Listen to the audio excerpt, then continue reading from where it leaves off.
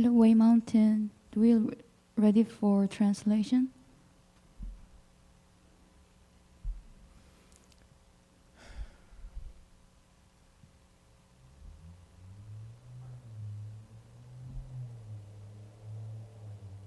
Yes, we are ready. Thank you. Distribute the microphones.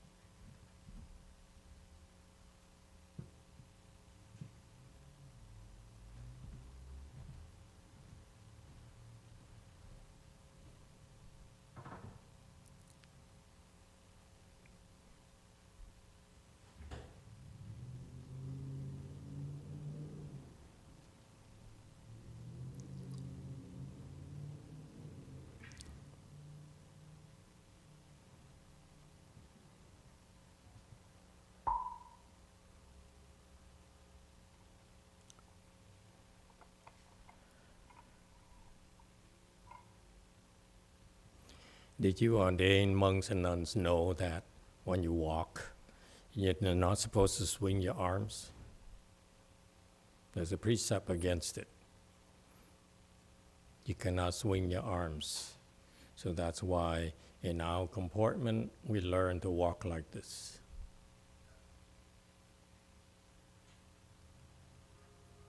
You never learned that? Those are fundamentals, comportments. That's in the training of all the left home people, the ordained left home people.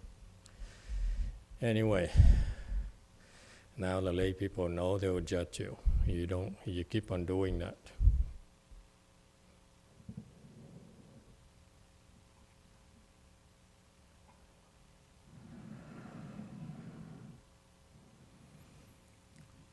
Hello everyone, thank you for joining our chant class tonight. We're coming to you from Gold Forest here this weekend. We in Mahayana, I in Mahayana put a lot of emphasis on the chant training because I found through my experience from learning from great Master YongHua as well as our training our people, the training our people, it's by far the most effective form of training in Mahayana. Why is that so? Because we want to give you a balanced life. Life for ordinary people is totally unbalanced. We go to school and the emphasis is to acquire knowledge and to develop our intellect, our reasoning mind, our thinking mind.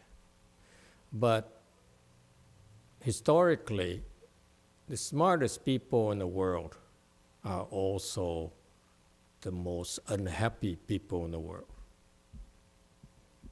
Ask them. Most of them are dead already and they died unhappy.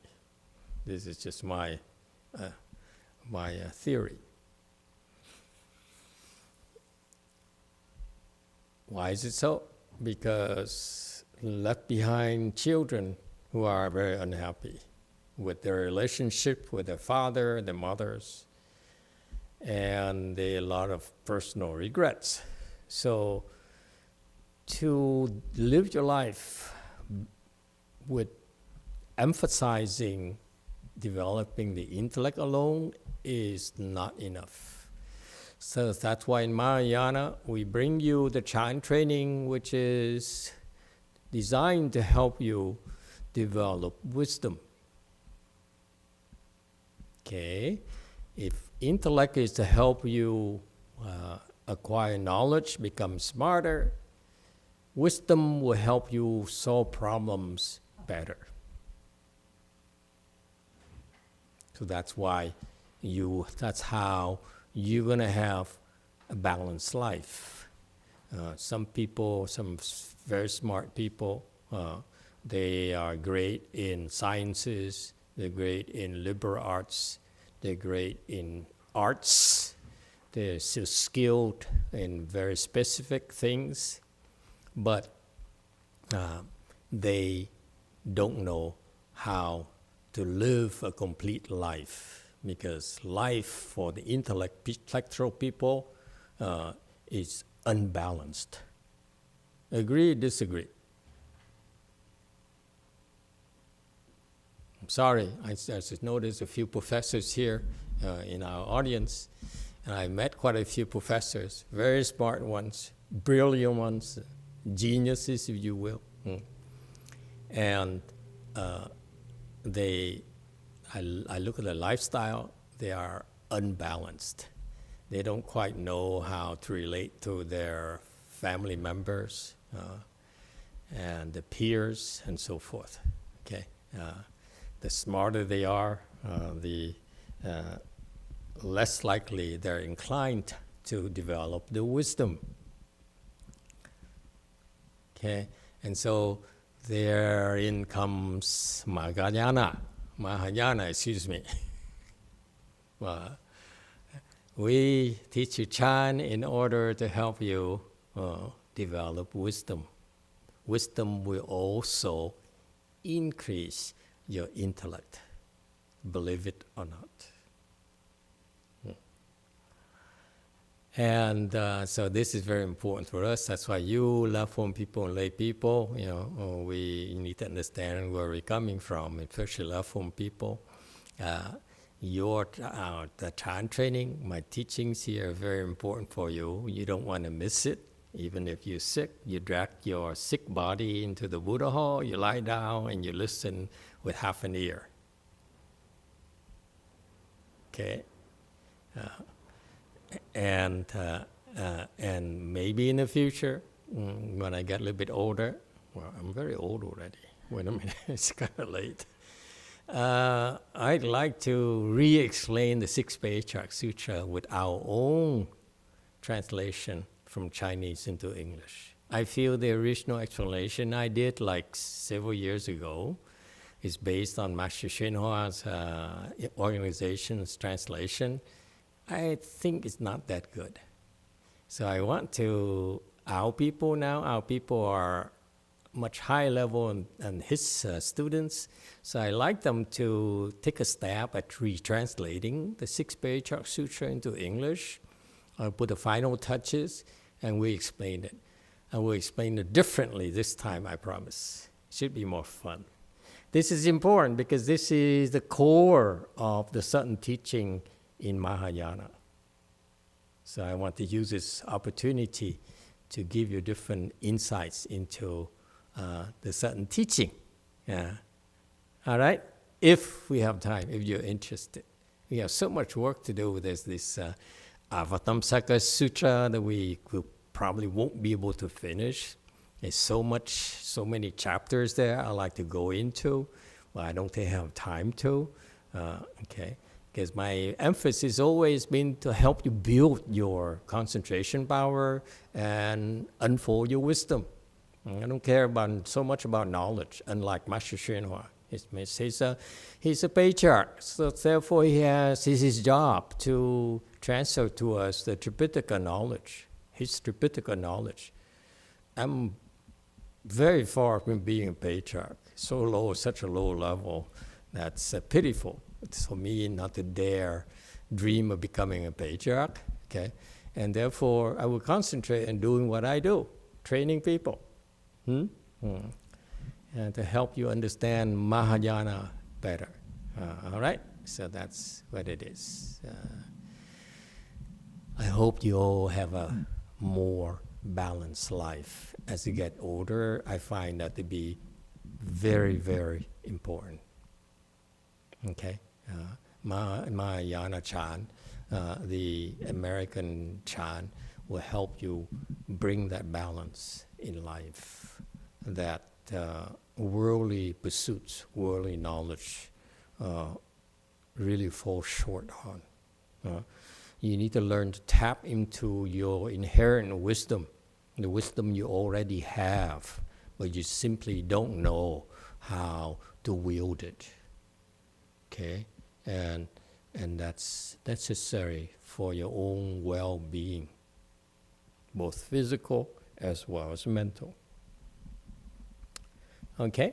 And not only yourself, but if you're able to do that, then you exert a great influence among your students, in particular amongst your family members. Trust me, they can tell.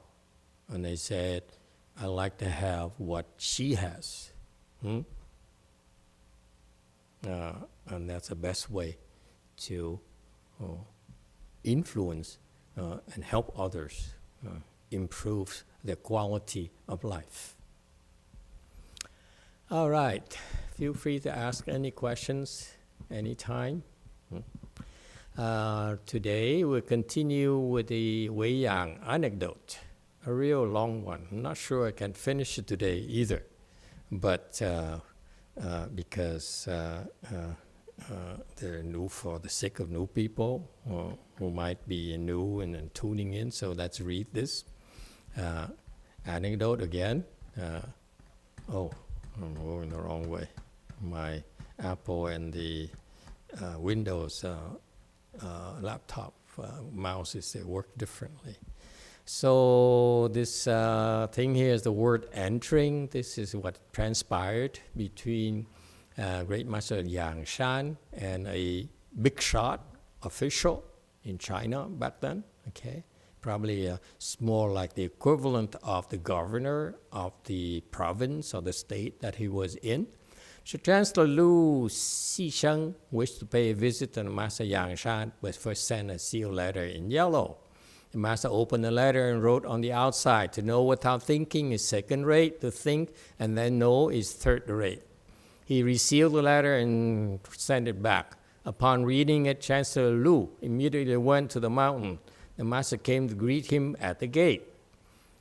As he was about to enter, Lu asked, all three gates are opened. Which one should I use? The master replied, please use the gate of faith. When Lu reached the Dharma hall, he asked, without leaving the realm of demons, one can enter the realm of Buddhas. How can this be? The master tapped his whisk upside down 3 times. Lu responded by bowing in respect. He then asked, Venerable Abbot, do you still observe precepts? The master replied, I do not observe precepts. Lu asked again, do you still sit in meditation? The master replied, I do not sit in meditation. Lu remained silent for a while. The master then asked, do you get it? Lu answered, I don't. The master then said, listen to this old monk's verse. Like raging waters and not observing precepts, still and quiescent and not meditating. 3 or 2 bowls of strong tea, the mind rests beside the whole. Master Yang Shan asked Chancellor Xisheng, I heard that your honor attained enlightenment from reading the sutra. Is that so? Chancellor Xisheng said, this disciple relied on reading the Nirvana Sutra. It is said that one can enter Nirvana without putting an end to afflictions and obtain peace and bliss. Master Yang Shan raised his dust whisk and said, with just this, how do you enter? Chancellor Xisheng said, even the word entering can be omitted. Master Yang replied, the word entering is not you. Chancellor Xisheng immediately stood up and left. So Xisheng was a big shot official in the Tang Dynasty and so forth. All right, well, last week, we stopped at, we discussed the first 7 slides. We now would continue from slide 8. Any questions so far? Okay. So, they got there. They got to this Dharma hall. It's interesting that Master Yang did not bring him to his own room, because usually abbots, big shot like Master Yang, the abbots, the big temples, usually have private quarters where they will entertain the VIPs. Okay, whereas here Master Yang chose to bring him to the Dharma hall instead of this personal residence. Okay, so it tells you right away that there is really not a close relationship. When you bring someone to your private residence, it's like letting them into your world, your area. Do you know that in general, the big shots, big Dharma masters, they have 2 classes of disciples. There's one a general type, and then there's one type which is more privileged. They're called room entering disciples, meaning they can enter the master's room. Okay, the others are not allowed to enter master's room. And I couldn't quite understand it until I have more disciples of mine, and I realized that most of them should not come near me at all. Just kidding. Okay, don't take things so seriously. Okay, so you notice that there is a distance here. Okay, where Master Yang says, "Yeah, I bring you to the official thing." Okay, and remember, Master Yang is the one who provoked Xisheng and made him come, all the way to the mountain because he was challenged. Okay, he was really irked. In other words, he was afflicted when he came, and so therefore, and that's probably one reason why Master Yang decided to keep him out. You don't bring afflictions to the abbot's quarters. Does it make sense to you? See, it's so cool. The subtleties tell you, give us glimpses on how the world, that world functions, if you will. Okay, so Lu reached the Dharma hall, and you notice in the first 7 slides, he has a lot of questions. That's typical of people who are new to the Dharma. They have a lot of questions. They're verifying, checking their references, where they learn from, and so forth. That's why it's important for them to ask questions. And this is why we understand it. We allow you and anyone to ask as many questions about anything that you have the urge to ask, the interest to ask, because that's important to you. Okay? And so here Lu reached the Dharma hall, and he asked, without leaving the realm of demons, one can enter the realm of Buddhas. How can this be? And so, you see, very intellectual. You can tell that Xisheng is kind of very intellectual, very, very smart, and he's intrigued by the teachings. He sees how the Buddhist teachings talk about both sides of the aisle. Buddhism, we teach you about Buddhas, we also teach you about demons. Okay? We don't simply teach you about one side.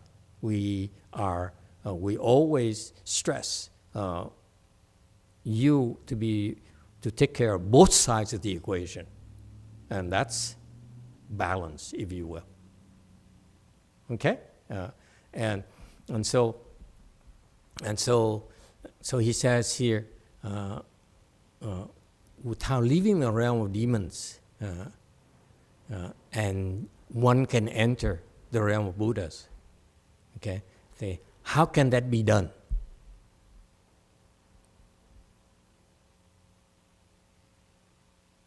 Okay, so the assumption is that you go directly from a demon to the Buddha's realm. Okay, demon's realm is that you're in the world of demons, and okay, instantaneously from there you have a direct route to the Buddha realm. So you go from evil to, you go pure evil, because demons is basically the most evil things, the most evil entities in the world you can ever imagine of. They're a lot more evil than you. I'm looking at all of you. Okay? So from that world of pure evil, because see, you're not pure evil because you still have a heart. Am I correct in assuming you still have a heart? Okay, I take your silence as acquiescing. So, you see, pure evil has no heart. Okay? They're pure ruthlessness. Okay? And so that pure evil there, you can have a direct connection to the Buddha. You can go from pure evil, from one moment you are pure evil, next moment you can be pure goodness, which is what Buddhas are. Not sure where he got it from, but that's correct. That's possible. Okay? So that's why he says, how can it be done?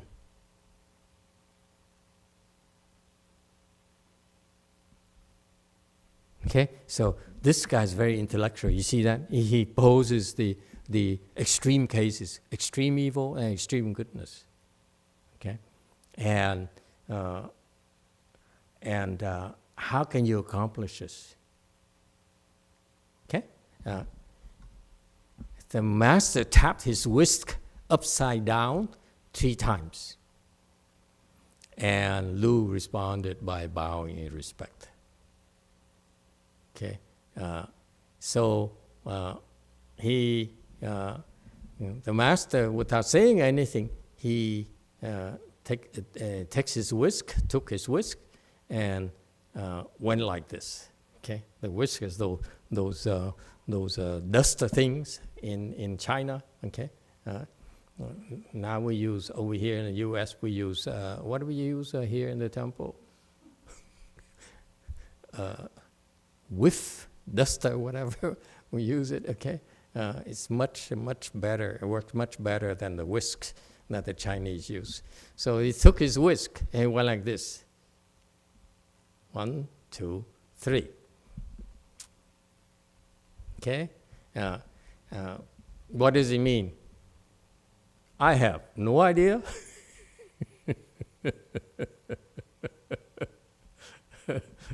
It's not really explained anywhere at all.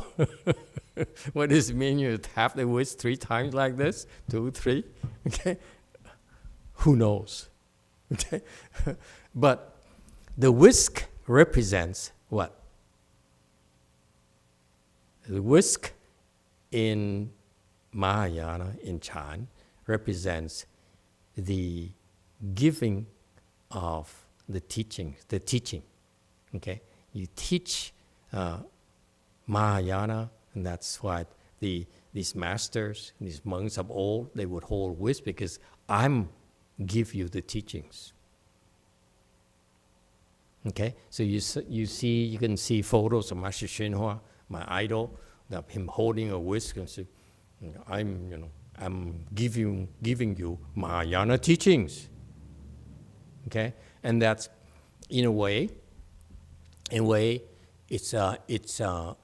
denotes the fact that you understand Mahayana, that you are qualified to give the teaching.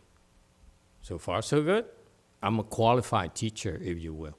So this is a silent acknowledgement that I'm a qualified teacher. So far, so good. Okay. And by the way,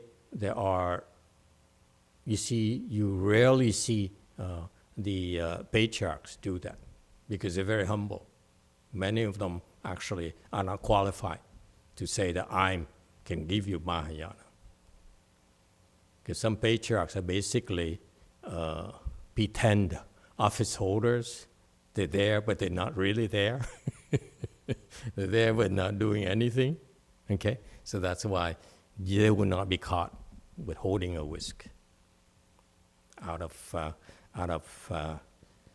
self-respect. I'm not qualified to hold a whisk. Got that?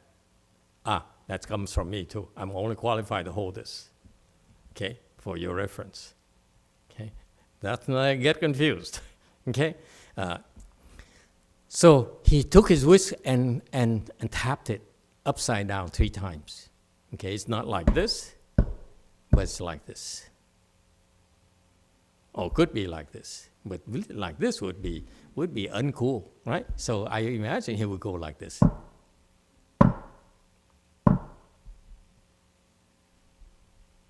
Okay? And so 3 times is magical in Buddhism because it represents a certain number of times that's ideal. Okay, so for example, you could interpret tapping a whisk 3 times. It's like I will try to teach you 3 times. How's that? Is that reasonable? Huh? Okay, I will try. If you don't get it, I'll try again, and then again, and then that's it. I've done my job. You cannot blame me for not teaching you. So far, so good. So he tapped 3 times. So 3 times is that I'm using a whisk. You can enter from the demon's realm into the Buddha's realm with this teaching. So far, so good. See, I don't know. I'm simply using my intellect to, not my wisdom. Notice that. Just my intellect to interpret this for you. Okay. So he uses that. I can use. How is it possible? Basically, Master Yang Shan say, I can use the whisk. I can use the teacher. I can teach you how to do that. Okay? All right? So far, so good? Any questions? Are you, hello, anyone awake? Is it too early in the morning for you Asian people? Yes, Jane. Thank you, Master. During the Lunar New Year, you tap us 3 times. Here, I'm asking why it's upside down. Okay, the tap 3 times New Year's is different. Tap 3 times has nothing to do with the teaching. It has something to do with good luck to you. I hope you make a lot of money. And when you make a lot of money, remember me. That's 3 times. Okay? But here, thank you for asking the question. I'm coming to that. So why wouldn't he just tap it like this? But he has to tap it like this. Why?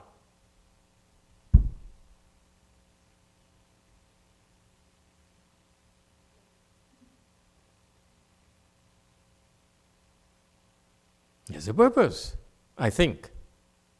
But I think the Chinese get it. The non-Chinese will not be able to get it. Or Taiwanese. Koreans, very possible. Anyone? So much pressure. Amigo! Why? Why upside down?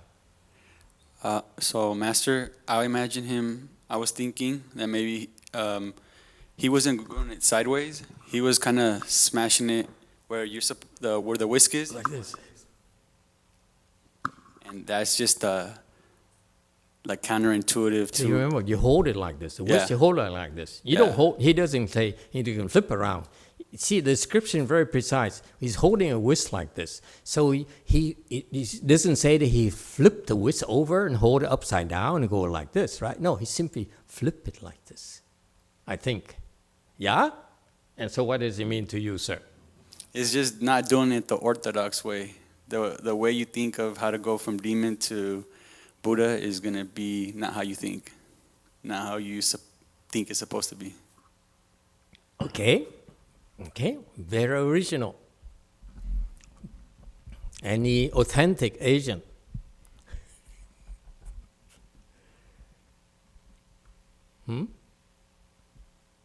Anyone? No? Okay, let me give you my interpretation. Since you failed, then you have to listen to mine. The upside down here, because the whisk is meant to be used like this, right? Because when you brush the dust, you usually go like this. You don't go like this, do you? That's not how I see people using whisk. When we use a dust whisker, what is it, dust whiffer we use it in the U.S., it costs several bucks. It's the replacement head is very expensive. Anyway, so when you use it here, you go like this, right? We don't go like this. This is unusual. So this means that I am using the whisk, okay, for you demonic people differently than for you than the others. Because he says, because the question is that you go from demons, pure evil, to pure goodness. How is it possible? So Master basically says, for pure demon, we can teach them the Dharma, but will be done differently, or different kinds of Dharma, then we teach others. See? That's sheer intellect. I have no idea what it's about. Okay? Now I hope someday someone can help clarify for us. Some real patriarchs, some real Chan masters. Okay? But until then, my interpretation rules.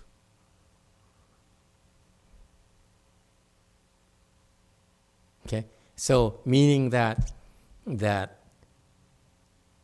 you could interpret it as, if I teach you about goodness, okay, then I will probably have to alter it, okay, to teach maybe the opposite, upside down, to evil people. Meaning that, yes, I can teach you good people, but I can also, the Dharma can also be flipped to teach evil people. Does it make sense to you? The Dharma is the same Dharma. But if you are talking to a good person, you teach them, oh, be gooder. Okay? But if you look at an evil person, you cannot say be gooder, because they don't get it. So you have to teach the opposite of that, whatever the opposite is. Maybe more evil, meaning that you show them you're more evil than they are. Make sense? You teach good people, you say, I'm gooder than you. And this is, you want to be like me, right? Flip upside down is that I'm teaching you about evil, and guess what, boys and girls, I'm more evil than you. Do you want to follow me to learn about evil or not? You follow me, I bring you to Buddha realm. You like it? It's sheer intellect, okay? It's nonsense.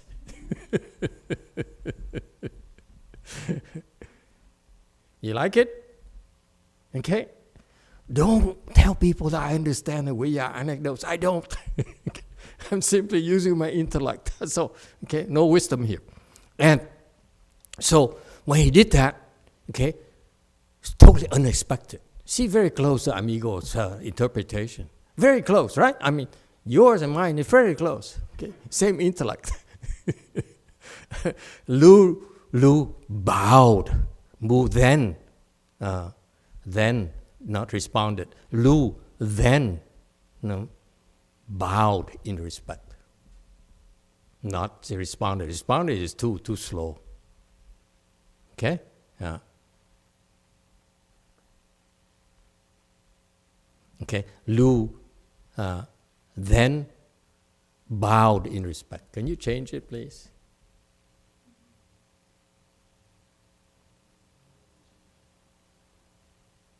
So far, so good? Bowed in respect, that's what, in respect, yeah. Okay, so you see, this is Lu's pretty intellectual.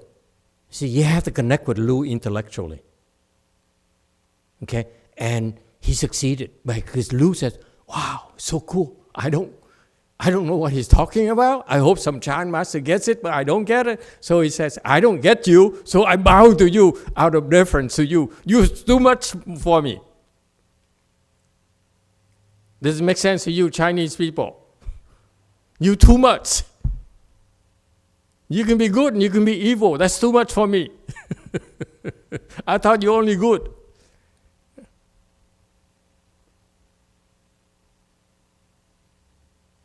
Okay? Next. Lu simply doesn't give up. See, intellect. He says, it's okay. So you win this time. But can I ask you another question? Do you still observe precepts? Going back to something that he can argue. Okay? When we went to demons, he said, demons. It's hypothetical to talk about demons and Buddhas because both realms he doesn't quite get it. Okay? He knows politics. He doesn't quite understand evil, demons yet. So you see the intellect of Lu, I really like this guy. So he went from evil, which he doesn't get, okay, the devil he doesn't quite get himself, Buddha doesn't get it, okay, so then he asks about things that he can understand. Okay, he says, do you still keep precepts? Okay, the master replied, I don't.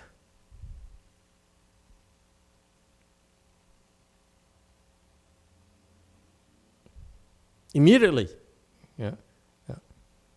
Okay, it's no break here. So Lu, what transpired, the way I see it, if you ask me to direct this movie here, this part, after he bowed in respect, okay, he got up and he looked at the master again. Do you still keep precepts? You know, a very, very obsequious way. Do you still keep precepts? But actually, he's trying to mock him. Okay. And so the master says, I don't. So he continued, you still sit in meditation then? The reply was, I don't.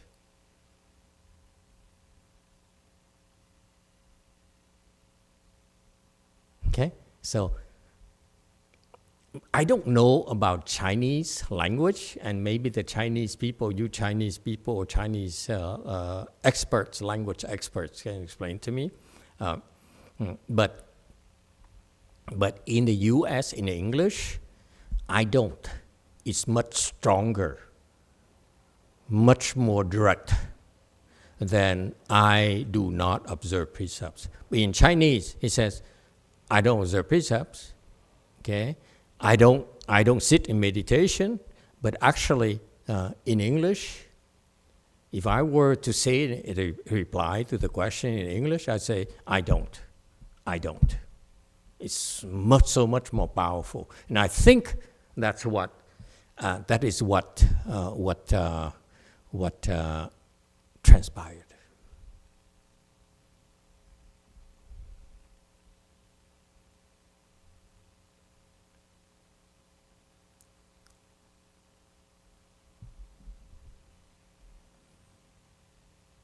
So shocking. Lu was silent for a while. He was shocked. He said, so this monk here, okay, all the monks are trained to keep precepts. All the monks need to sit in meditation. So it's fair for Lu to ask him, do you still keep precept? Do you keep? That's what monks do. You still sit and you still meditate. You meditate. That's what monks do as well every day, supposedly. And the master says, doesn't. So Lu was a little bit taken aback, so he was speechless for a while. So the master then kindly says, do you understand? And Lu says, no, I don't get it. Okay? So this is the one thing, you see the kindness here. Instead of making the official feel uncomfortable and say, he's speechless, he doesn't know how else to pry out of Master Yang Shan's mind that help make it worth his while, make him feel himself that for him to go all the way to the mountain on his horseback riding, and he didn't know what else to get something out of the master. So the master is very kindly, he says, do you get it? Do you understand my answers? Lu, very honest, he says, I do not. You are very unusual of a monk. I never met any monk like you. Okay? Your answers are not the traditional answers that one can expect from an Dharma master or a Chan master.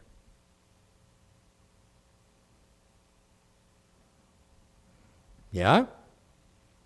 The master then said, then listen to my verse. Listen to this old monk's verse.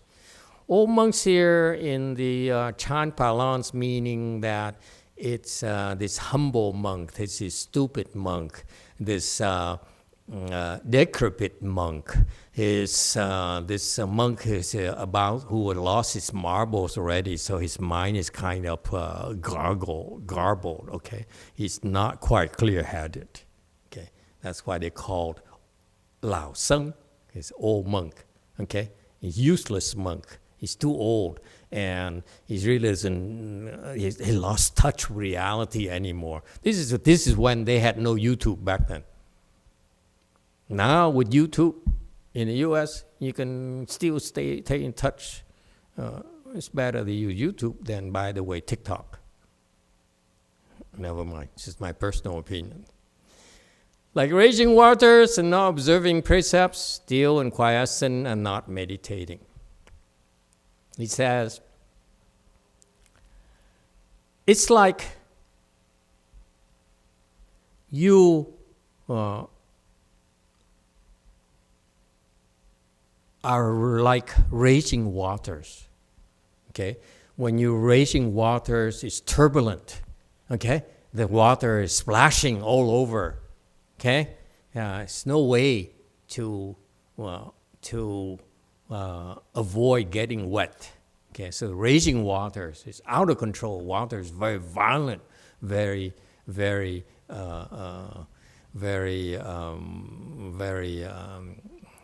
turbulent, and not observing precepts. He's talking about himself. Okay? So it's like you act like raging waters. I'm like raging waters. Therefore, I don't need to keep precepts. Got that? And remember, he's old. Therefore, he can say anything he wants. So this old monk. Remember when you preface it with saying, "Oh, listen to this old fool, this old monk," verse, meaning that I can say anything I want. Yeah, I'm not trying to make sense to you. I'm not trying to prove anything to you. Get it? So, I'm like raging waters and not observing precepts. But inside, I'm still and quiescent. and therefore I don't need to meditate.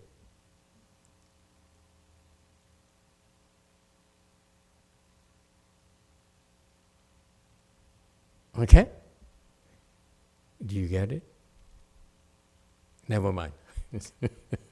So the master says, he tried to explain to the official, he says, basically, I'm not a typical monk. Okay? A typical monk would be serene, would be magnanimous, would be compassionate. I'm like raging waters. I'm violent. Don't expect me to be kind to you. Okay? Because I'm not kind to you, I don't need to show to you I keep precepts. But inside, outside you see me violent, you see me noisy and worldly, okay? Turbulent, but inside, I'm still in quiescence. My mind is still in quiescence. My voice sounds hoarse. My movement sounds uncontrolled, reflecting a state of affliction. But inside, my mind is still in quiescent. Got that? And therefore, I don't meditate. Meditation does not help me become more still or more quiescent at all. Got that? So he described himself. But can he, if he were to say, this is me, okay, I'm loud, I am worldly, okay, I don't keep precepts, but actually inside, I am still quiescent, and actually, because of that, I'm always still, okay, therefore I don't need to meditate, could be interpreted as him trying to sell himself to an official. This official here has a lot of money. He can donate government money to support the temple and so forth, and influence a lot of people to come to his temple. Therefore, he cannot say it's me, but actually he says, listen, you try to understand me, and then you observe outside, I'm like raging waters, I don't keep precepts, okay, but inside, you don't realize I'm still in quiescent. And that's why I don't need to meditate. It's an act of kindness. Okay? Don't confuse with trying to sell himself and advertise himself. 2 or 3 bowls of strong tea, and the mind rests beside the whole. There's a whole thing, I forgot about what the whole is about. Okay? Anyone?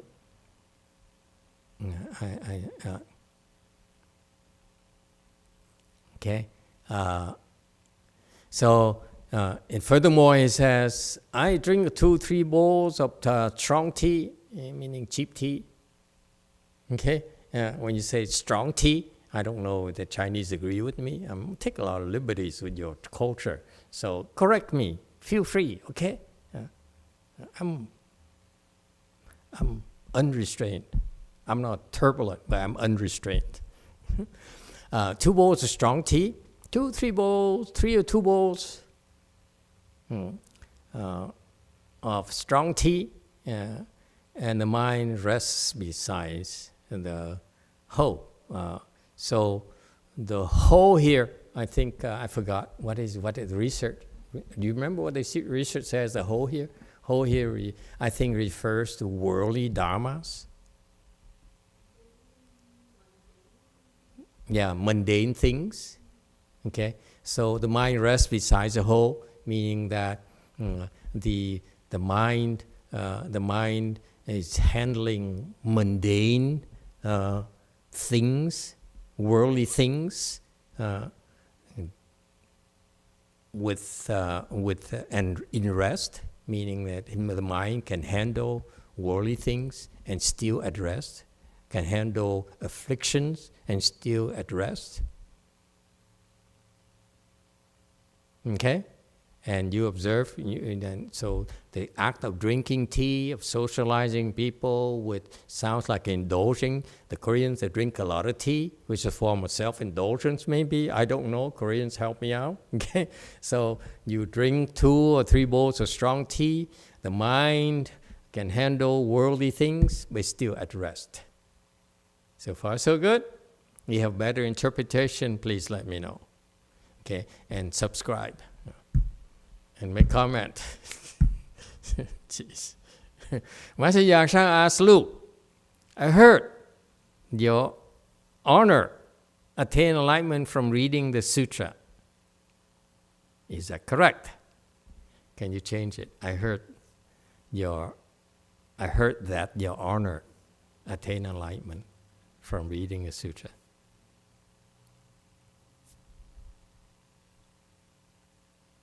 And don't worry so much. I change my mind constantly. And this week I decided to change the English a little bit more. So take a grain of salt. Okay? So the mind can do mundane things and still at rest. It doesn't get afflicted over mundane things. I heard that your honor attain enlightenment from reading sutras. Yes, JC?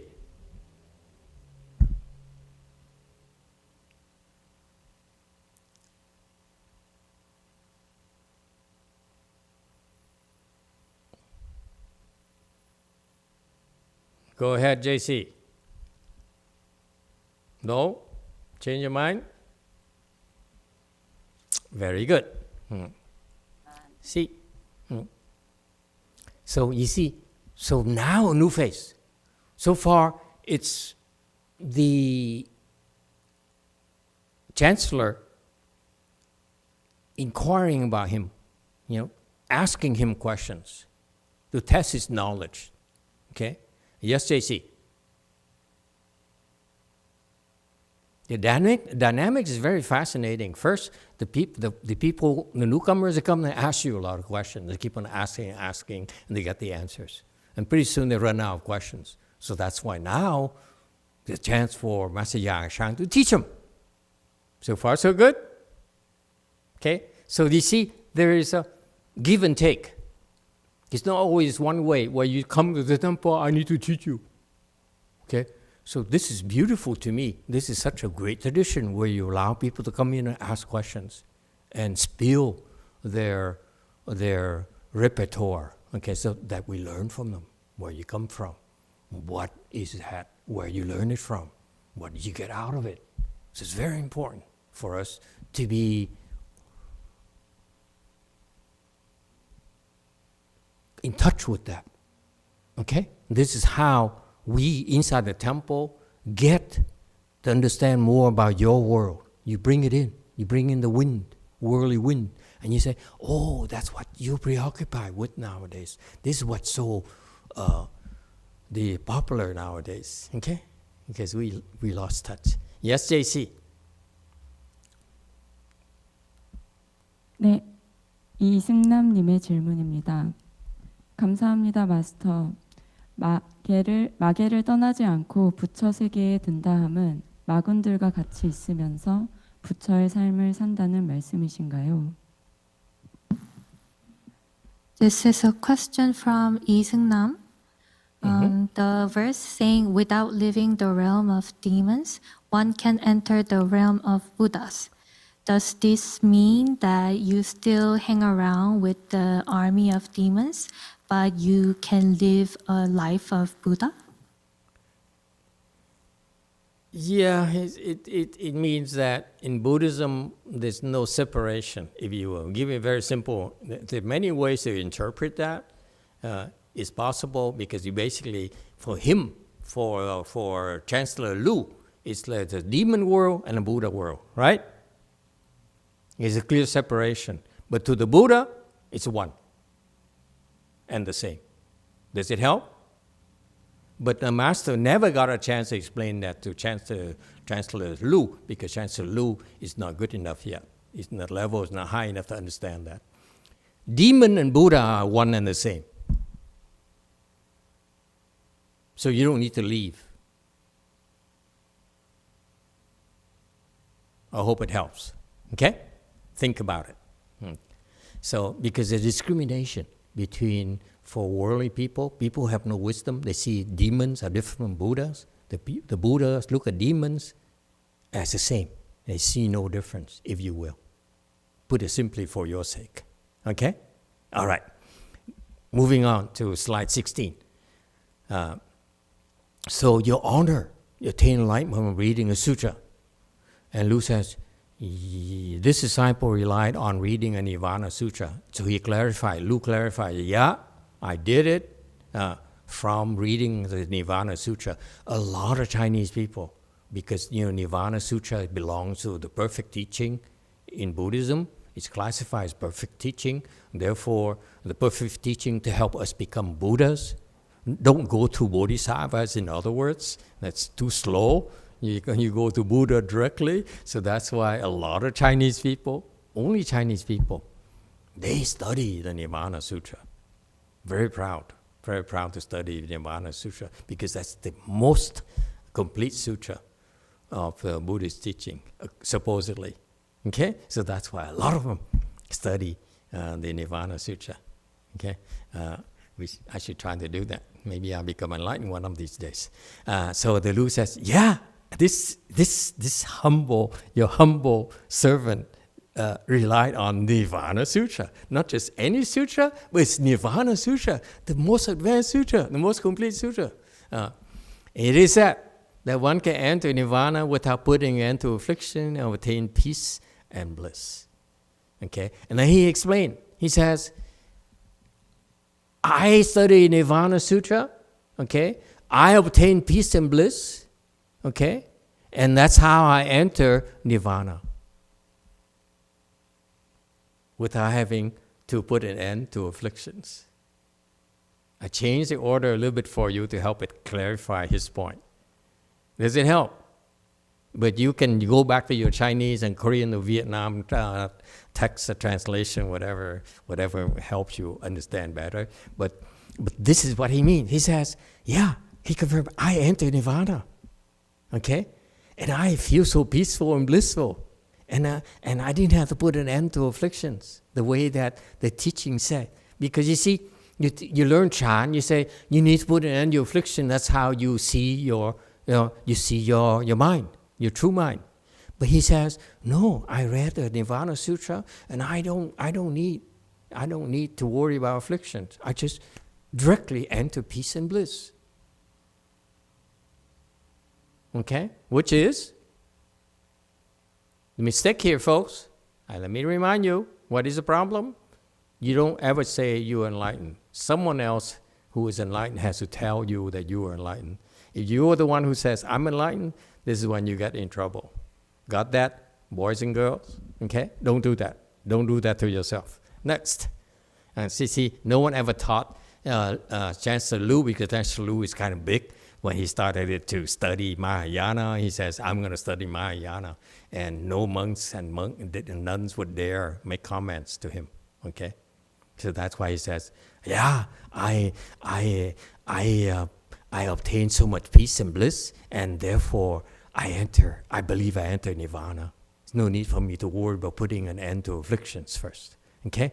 So he certified himself. You see that? He certified, yes, I enter Nirvana.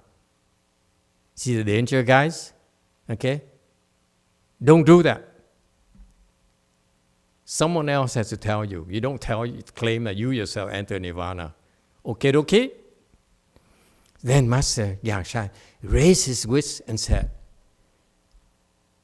with just this, how do you enter? He says, raise his voice, meaning with the teaching alone, how do you enter?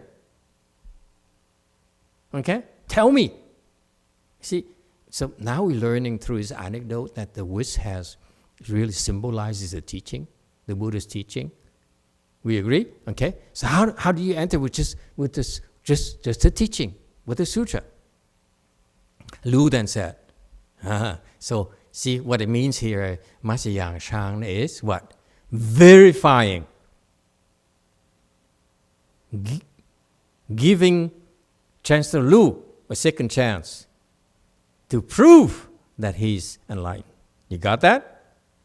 See, this is the kindness and compassion from Master Yangshan, but Chancellor Lu never, and he didn't get it. Then Lu says, okay, he says, even the word entering,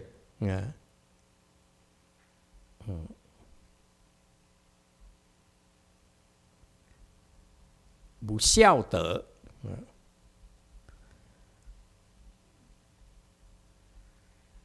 Chinese people, what does 孝德 mean to you? Help me. There you go. Quickly, we're running out of time unless you want to stay here until 8 p.m. I know many of you have to go eat. And, yeah? What is 不孝德? What does it mean?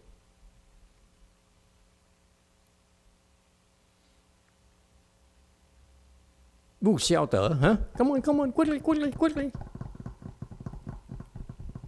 Chinese, Korean, Vietnam, I don't care. Someone say something. Amigo, I don't care. Not needed. Huh?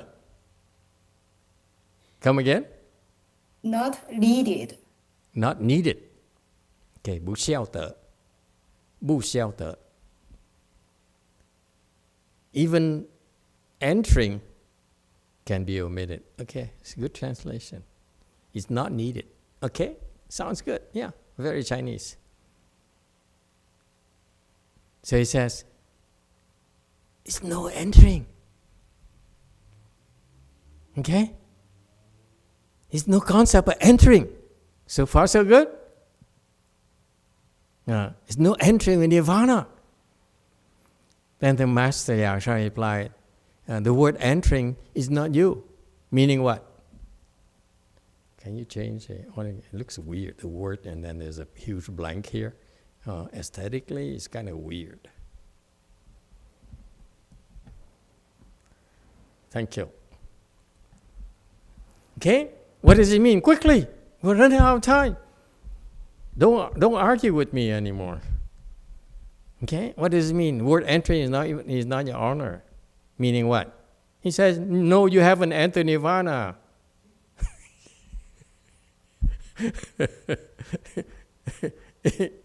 It's not your excellency. Your excellency. Don't say your honor. Because in English we use your excellency with an E, capital E.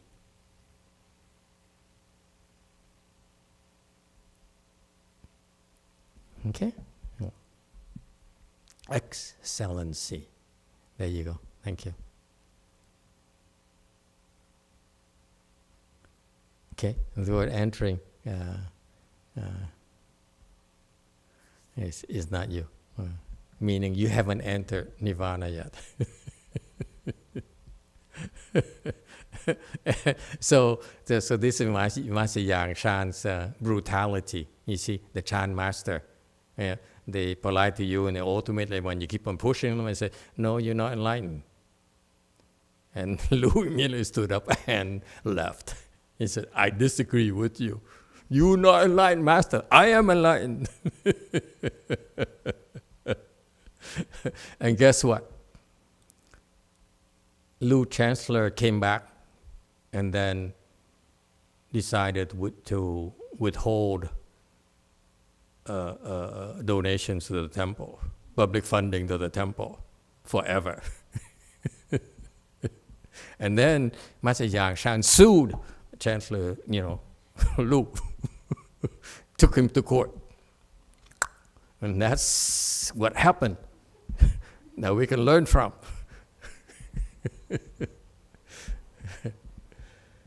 You like? It's not easy to be a master, and I like the fact that here Master Yangshan was trying to be as kind, as polite, as patient as possible, but ultimately you have to let them go.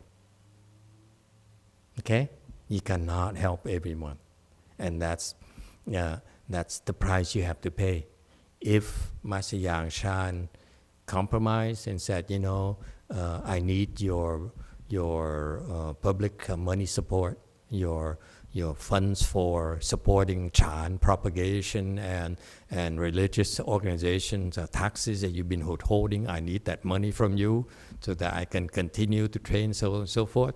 Okay, and therefore, yes, okay, you enlighten. Okay, no problem. Okay, you can't do that, and that's the constraint that Master Yangshan chose to live within. Okay, he said, no, I don't care. You withhold all the funds you want. You can badmouth me all you want. And you can go back and tell your people and tell your peers that, no, this Yangshan guy here is just an old coot. He doesn't know what he's talking about, and so forth. I'm disappointed at him, so forth. It's going to happen, okay? Because Chancellor Lu was disappointed, okay? He said, I'm enlightened. He can't even recognize I'm enlightened. Then this Chan monk here is no good, clearly, okay? So, there's some consequences, clearly, that Master Yangshan had to pay for offending Chancellor Lu. And that's life. You cannot please everyone. Okay? You have to pay the price. You have to swallow it. Okay? All right. Any questions? Are you happy? Okay. I make a deal with you. If you do Nirvana Sutra, you come and ask me, I will verify you all are enlightened. Okay? If you're curious, some of you might want to try. Do Nirvana Sutra, read it, memorize it, recite it, okay? And then one day you feel so peaceful and blissful, you come to me, and then I promise you, I will certify you are enlightened, because I'm not. I'm not enlightened, so I can do anything I feel like. Okay? Okay, thank you everyone. I hope you enjoyed it. I enjoyed it.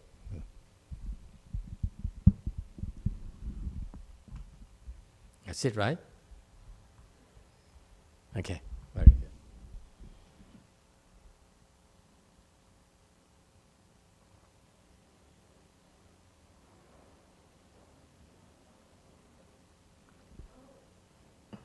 Oh? What? At the gate? Okay.